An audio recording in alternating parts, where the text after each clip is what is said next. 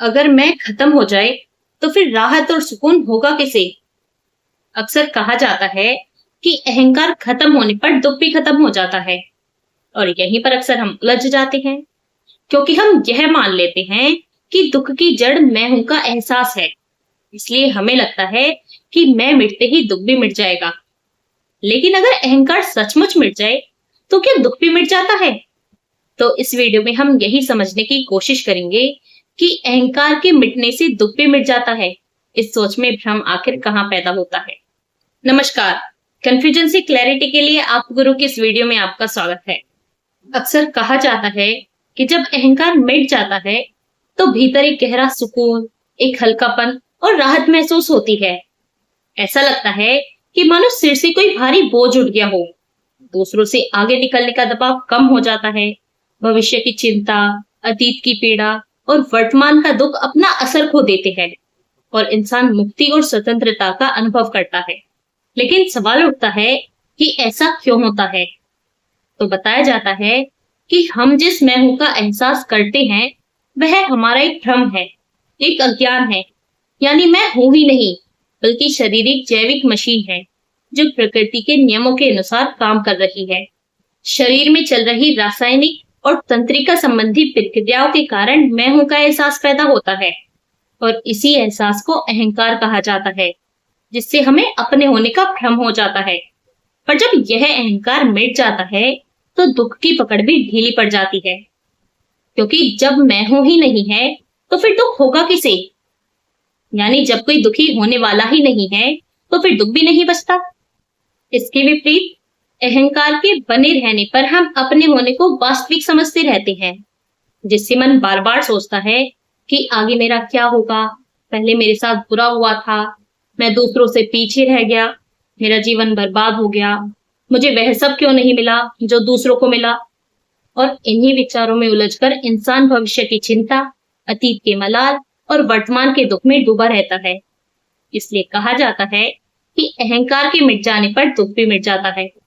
अब सुनने में तो यह बात बड़ी गहरी लगती है और प्रभावित भी करती है, लेकिन यहीं पर एक बुनियादी सवाल खड़ा होता है कि क्या सचमुच अहंकार के मिट जाने पर दुख समाप्त हो जाता है, या फिर सच्चाई कुछ और ही है जिसे हम अब तक सही तरीके से समझ ही नहीं पाए हैं। तो चलिए इसे बिल्कुल आसान तरीके से समझते हैं। मान लीजिए अहंकार मिटाने के नाम पर हम यह मान लेते हैं कि मैं वास्तव में हूं ही नहीं, शरीर सिर्फ एक जैविक मशीन है जो प्रकृति के नियमों के अनुसार काम कर रही है।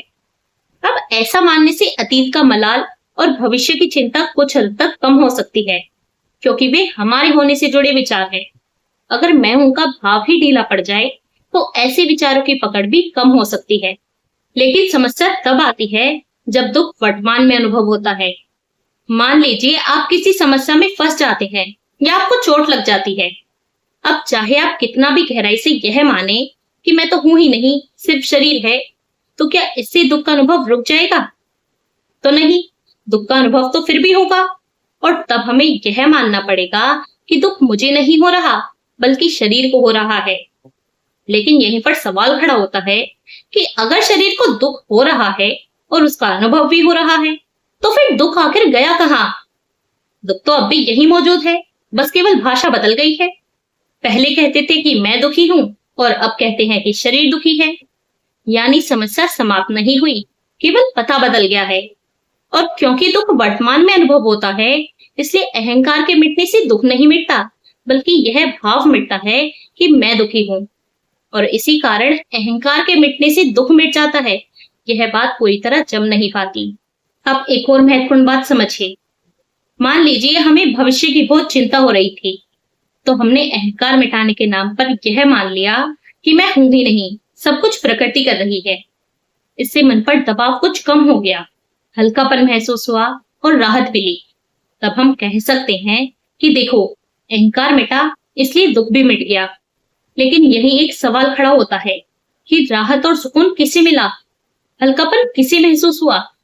अगर मैं वास्तव में हूं ही नहीं, तो फिर राहत और सुकून का अनुभव किसे हो रहा है? आखिर अनुभव तो अब भी मुझे ही हो रहा है। तो मेरे रहते अहंकार कहाँ मिटा? इतना ही नहीं, बल्कि असल समस्या तब सामने आती है जब जीवन में कोई वास्तविक संकट आ जाता है। मान लीजिए आप पर कोई कोर्ट केस हो गया या आप किसी बड़ी आर्थिक संकट में फंस गए। अब क्या केवल यह मान लेने से कि मैं तो हूं ही नहीं, तो इससे समस्या समाप्त हो जाएगी? तो नहीं, समस्या तो फिर भी सामने ही खड़ी रहेगी। और अगर समस्या लगातार बनी रहती है, तो वही प्रश्न फिर सामने खड़ा हो जाएगा कि अब आगे क्या होगा। यानी जिस चिंता से बचने के लिए हम यह मानकर जी रहे थे कि मैं तो हूं ही नहीं, तो वही चिंता वास्तविक संकट सामने आने पर फिर से खड़ी हो सकती है। अब जरा दूसरी तरफ देखिए, अगर हम अपना ध्यान अहंकार को मिटाने पर लगाने के बजाय समस्या को सुलझाने पर लगाएं, तो क्या होगा? सीधी सी बात है कि समस्या के सुलझने पर राहत और सुकून मिल जाएगा, और तब मैं हूं या मैं नहीं हूं, इससे कोई फर्क ही नहीं पड़ेगा। यानी अगर दुख के कारण को ही हटा दिया जाए, तो फिर अपने होने यानी अहंकार को हटाने की जरूरत ही नहीं पड़ती। और इसी कारण अहंकार मिटाने से दुख मिटते हैं, यह मानने पर प्रश्न खड़े होने लगते हैं। अब सबसे महत्वपूर्ण बात समझिए, यह बात सही हो सकती है कि मैं हूं के भाव को ढीला करने से भविष्य की चिंता, अतीत का मलाल और मन का बोझ कुछ हद तक कम हो जाए। इससे हल्कापन महसूस हो सकता है, सुकून मिल सकता है और राहत भी मिल सकती है। लेकिन क्या केवल राहत मिल जाना ही पर्याप्त होता है? जीवन में हमें तृप्ति भी चाहिए, संतोष भी चाहिए और पूर्णता का अनुभव भी चाहिए। अब जरा सोचिए, राहत हमें तब मिलती है जब कोई बोझ उतरता है, जब कोई दुख कम होता है, लेकिन तृप्ति और संतुष्टि कब मिलती है? तो हमारा सामान्य अनुभव यही बताता है कि तृप्ति तब महसूस होती है जब जीवन में कोई सार्थक, कोई मूल्यवान या बड़ा सुख प्राप्त होता है। यानी दुख के हटने पर राहत मिलती है और सुख के प्राप्त होने पर संतुष्टि मिलती है। इसलिए अगर हमारा पूरा ध्यान केवल मैं नहीं हूं मानकर मानसिक बोझ कम करने पर ही रह जाए, तो संभव है कि हमें हल्कापन और शांति तो मिल जाए, लेकिन ऐसा करने से हम तृप्ति और संतुष्टि से वंचित हो सकते हैं। और यही कारण है कि कई लोगों के जीवन में शांति तो मिल जाती है, लेकिन संतुष्टि नहीं मिल पाती। और यहीं आकर मैं हूं के अहंकार को मिटाने से दुख पूरी तरह मिट जाता है, ऐसा मानने में कहीं न कहीं एक अधूरापन महसूस होने लगता है। अब अगर आपने यह बात सुनी है या आप ऐसा मानते हैं कि हमारा होना ही दुख का कारण है और इसी कारण अहंकार को मिटाना जरूरी है, तो इस विषय पर मैंने एक अलग वीडियो बनाई हुई है, लिंक ऊपर आई बटन में है। और अगर आप अहंकार मिटाना चाहते हैं, तो अहंकार मिटाया जा सकता है या नहीं, तो इस विषय पर भी मैंने एक अलग वीडियो बनाई हुई है, लिंक ऊपर आई बटन में है। और अगर आपको ऐसा लगता है कि बहुत कुछ सुनने समझने के बाद भी जीवन, सत्य और स्वयं को लेकर कुछ सवाल अब भी बाकी हैं, तो फिर चीजों को थोड़ा और गहराई से समझने के लिए अगर आप चाहें तो इंस्टाग्राम पर हमारे ऑनलाइन सेशन से भी जुड़ सकते हैं। और अगर आपको इस तरह के विषयों को गहराई से समझना अच्छा लगता है, तो फिर आप चाहें तो चैनल की दूसरी वीडियो भी देख सकते हैं। और अगर इस वीडियो ने आपको कोई नई समझ दी हो, तो कमेंट में अपनी बात जरूर लिखें। वीडियो पसंद आया हो तो लाइक करें, शेयर करें, और अगर आपने अभी तक चैनल सब्सक्राइब नहीं किया है, तो कन्फ्यूजन से क्लैरिटी की और वीडियो देखने के लिए सब्सक्राइब जरूर करें। धन्यवाद, मिलते हैं अगली वीडियो में।